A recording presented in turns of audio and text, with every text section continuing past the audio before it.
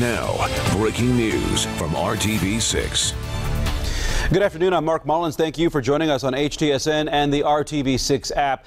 As we first told you yesterday on RTV6, Tony Stewart is returning to NASCAR 3 weeks after that crash that killed a 20-year-old driver in New York. Stewart is about to talk about his decision in a live news conference. Let's take you to that right now.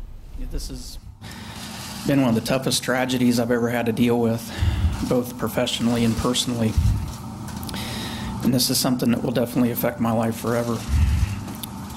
This is a sadness and a pain that I hope no one ever has to experience in their life. With that being said, I know that the pain and the mourning that Kevin Ward's family and friends are experiencing is something that I can't possibly imagine. I want Kevin's father, Kevin Sr., and his mother, Pam, and his sisters, Christy and Kayla and Caitlin, to know that every day I'm thinking about them and praying for them. The racing community is a large family, as you guys know, and everyone's saddened with this tragedy. I want to thank all my friends and family for their support through this tough emotional time. And the support from the NASCAR community, my partners, all of our employees has been overwhelming. I've taken the last couple weeks off out of respect for Kevin and his family, and also to cope with the accident in my own way. It's given me the time to think about life and how easy it is to take it for granted. I miss my team, my teammates, and I miss being back in the race car, and I think that being back in the car this week with my racing family will help me get through this difficult time.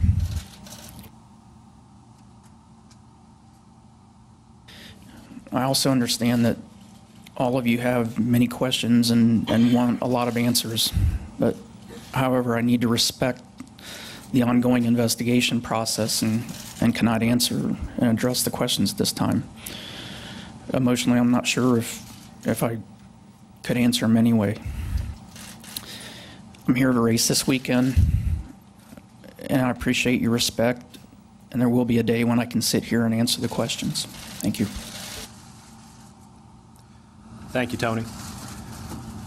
And again, Brett Fruit, Executive Vice President of Stewart HAAS Racing, will be available to take a handful of questions. We do have some folks here with the Speedway with microphones. We do ask that you raise your hand, and when a microphone is brought to you, you state your name and affiliation. We'll start in the back with Tom, then Nate, Ed, and then we'll work over here in the back.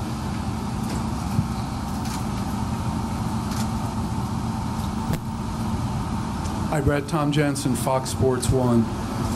NASCAR issued a statement yesterday that Tony had received all necessary clearances to race. What was the process of going through clearances, and what approvals did he need? Well, as you all know, when a driver's out of the car, there is that process.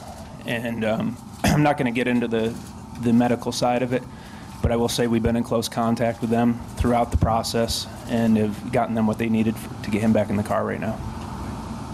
We'll go with Nate and then Ed. Nate Ryan, USA Today Sports. Brett, the investigation, as we understand, in Ontario County is still open. Was there any thought to not having Tony race until it was closed, and why now?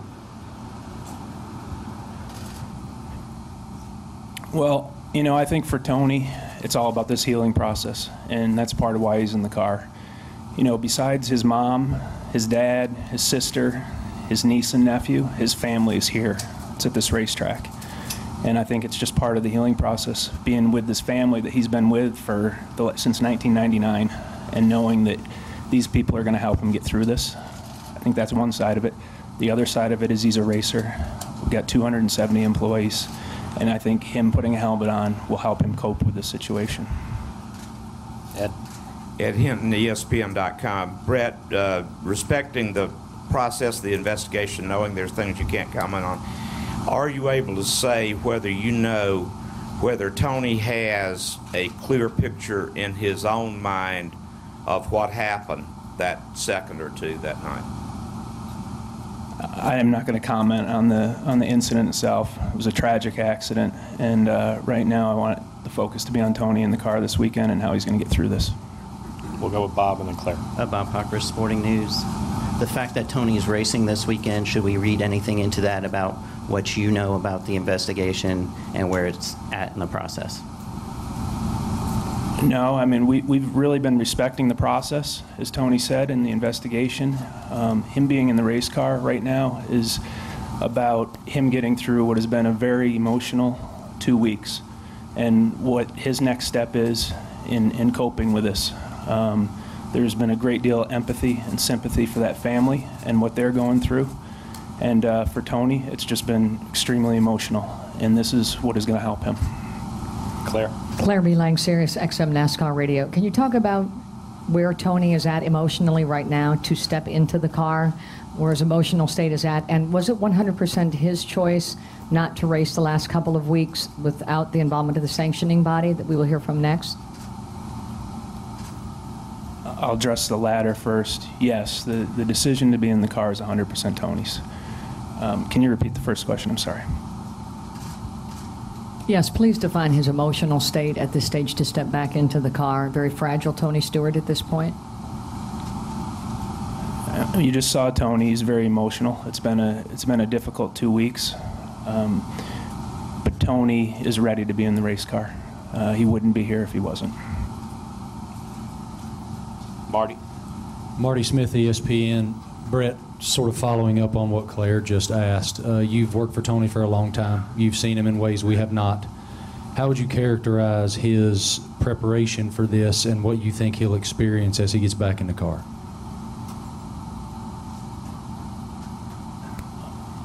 I think it's going to be very overwhelming being in that garage today, and he's going to feel an awful lot of support. As I just mentioned, this is his family. It's the crew members, it's the officials, it's the drivers, it's his family that he's been with since 1999, and this is going to be part of that process for him. I believe it's going to be an overwhelming process this weekend. That being said, Tony Stewart's a race car driver. He's been a race car driver for the past 35 years. When he puts that helmet on in practice, I'm quite convinced he'll be ready to race the car, and he'll be able to separate the two. Paul had one right here in the front. Paul. Brett, why do you, I mean, this obviously is a tremendous tragedy, but obviously in the sport of racing, these guys learn to kind of deal that's part of the sport in a sense. Why do you think this has hit Tony so hard? Because he was involved in an accident and a young man died.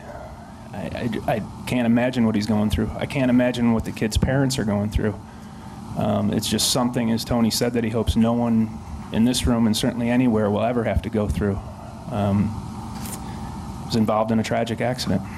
And we're going to finish up with two more back here, and then George. Gabe Gutierrez with NBC News. I noticed Tony mentioned Kevin Ward's family members by name. Has he reached out to them personally at all? Tony has sent the family flowers and a card around the services. Besides that, he's been very respectful of them and their time to grieve. I do know that it'll be very important, is important for Tony to spend time with the family, and I do believe that will happen in the appropriate time.